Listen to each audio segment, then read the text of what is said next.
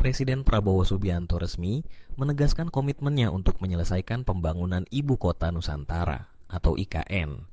Dengan anggaran ratusan triliun rupiah dan tenggat waktu yang menantang, inilah proyek besar yang akan mengubah wajah Indonesia selamanya. Apa saja target yang dikejar, dan kenapa tahun 2028 menjadi tahun penting dalam sejarah bangsa kita? Dalam sidang paripurna DPR pada 24 Juli 2025, satu hal menjadi sangat jelas.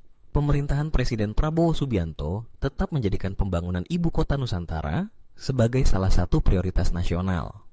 Hal ini tercermin dalam pembahasan pembicaraan pendahuluan rencana, anggaran pendapatan dan belanja negara (RAPBN) dan rencana kerja pemerintah (RKP) untuk tahun 2026. RKP bukan sekadar dokumen biasa. Inilah peta jalan resmi pemerintah yang akan menjadi dasar penyusunan RUU APBN 2026 dan nota keuangan. Dan dalam peta besar itu, nama Ibu Kota Nusantara masih tercantum dengan tegas. Menteri Sekretaris Negara, Prasetyo Hadi, dalam keterangannya kepada media, menegaskan bahwa komitmen pemerintah terhadap IKN tidak goyah. Sampai hari ini pemerintah tetap berkomitmen sesuai dengan rencana, yaitu menyelesaikan pembangunan IKN secepatnya, ujarnya di Kompleks Istana Kepresidenan, Senin 28 Juli 2025. Presiden Prabowo telah menyetujui alokasi anggaran sebesar 40 triliun untuk periode 2025 hingga 2029 demi menyelesaikan sejumlah proyek vital di kawasan IKN. Ini bukan jumlah kecil. Dana sebesar ini akan digunakan untuk membangun kompleks legislatif dan yudikatif, yaitu gedung-gedung DPR, MPR, dan Mahkamah Agung. Mengembangkan ekosistem pendukung, jalan, jaringan air dan listrik, sistem transportasi, hingga sarana komunikasi. Membuka akses baru dari WP1, wilayah perencanaan 1, ke WP2, wilayah pengembangan berikutnya di kawasan inti pusat pemerintahan, KIPP. Pemeliharaan seluruh sarana dan prasarana yang telah dibangun pada tahap awal proyek IKN.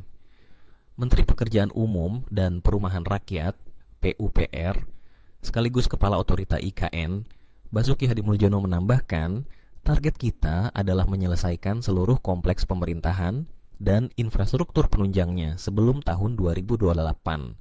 Tahun itu ditargetkan sebagai momen penetapan IKN sebagai ibu kota politik Republik Indonesia. Namun, tak semua pembiayaan datang dari APBN. Pemerintah juga mengandalkan skema KPBU, kerjasama pemerintah dengan badan usaha, untuk mempercepat pembangunan.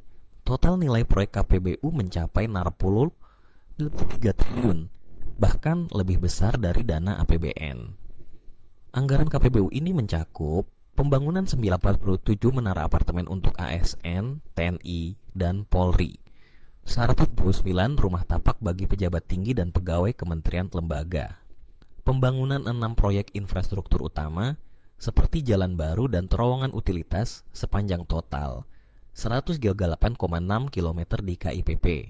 Dengan skema ini, investor swasta ikut mengambil peran penting dalam pembangunan, tentunya di bawah pengawasan ketat pemerintah dan OIKN. Menurut Menteri Sekretaris Negara, Prasetyo Hadi, pembangunan sarana untuk menjalankan fungsi pemerintahan, eksekutif, legislatif, dan yudikatif harus selesai dalam waktu 3 tahun ke depan. Ini berarti tenggat waktu hingga tahun 2028 menjadi sangat krusial. Artinya, sebelum ada keputusan final untuk memindahkan ibu kota secara penuh dari Jakarta ke Kalimantan Timur, semua fungsi pemerintahan inti harus sudah bisa berjalan dengan baik di IKN. Kita tidak bisa memindahkan ibu kota begitu saja. Harus ada jaminan bahwa sistem pemerintahan bisa langsung berjalan. Gedung-gedung, akses jalan, fasilitas hunian, hingga jaringan komunikasi dan listrik harus sudah berfungsi penuh, ungkap Prasetyo. Kawasan inti IKN yang dikenal dengan WP1, wilayah perencanaan 1, saat ini sudah banyak dibangun. Namun pada periode 2025-2029, perhatian mulai bergeser ke WP2, wilayah yang lebih luas dan mencakup berbagai fasilitas sosial, ekonomi, hingga kawasan pemukiman skala besar. Pemerintah menargetkan konektivitas antara WP1 dan WP2 selesai dalam beberapa tahun ke depan. Hal ini termasuk pembangunan jalan tol, rel kereta, serta sistem multi-utility tunnel untuk mengintegrasikan semua layanan dasar seperti air, listrik, dan jaringan digital. Dengan fokus pada integrasi dan konektivitas, WP2 akan menjadi pusat pertumbuhan baru yang saling terhubung dengan WP1. Proyek ini akan menjadikan IKN sebagai kota futuristik yang mengedepankan smart living dan green city. Peran otorita IKN, OIKN, sangat krusial dalam proses percepatan ini. Di bawah komando Basuki Hadimuljono, OIKN bertugas tidak hanya membangun, tetapi juga memelihara dan mengelola fasilitas yang sudah dibangun. Kementerian PUPR dan Kementerian Perumahan sebelumnya telah menyelesaikan sejumlah sarana dasar di WP1. Kini, seluruh sarana itu telah diserahkan kepada OIKN untuk dikelola. Fokus pun beralih ke pembangunan lanjutan dan pemeliharaan jangka panjang. Basuki menegaskan, dalam 8 triliun itu juga termasuk biaya pemeliharaan dan pengelolaan infrastruktur awal. Jadi tidak hanya bangun-bangun saja, tapi juga merawat apa yang sudah kita selesaikan. Salah satu pernyataan paling penting dalam pengumuman ini adalah target waktu. Tahun 2028, pemerintah menargetkan pada tahun itulah IKN akan ditetapkan secara resmi sebagai ibu kota politik Indonesia, menggantikan Jakarta. Penetapan ini tidak sekadar simbolis. Ia menjadi momen transisi besar-besaran dalam sejarah Indonesia. Semua lembaga pemerintahan pusat akan memulai aktivitas penuh di Kalimantan Timur, termasuk pengambilan keputusan strategis, sidang paripurna DPR, dan pelantikan pejabat tinggi negara. Tentu saja, untuk mencapai itu semua, banyak tantangan harus dilalui. Bukan hanya soal pembangunan fisik, tapi juga kesiapan sosial, ekonomi, bahkan psikologis aparatur negara yang harus pindah dari Jakarta ke daerah baru. Pertanyaan banyak pihak adalah, mengapa Prabowo masih melanjutkan proyek ini? Jawabannya ada pada visi besar pemerintah. Desentralisasi pemerintahan.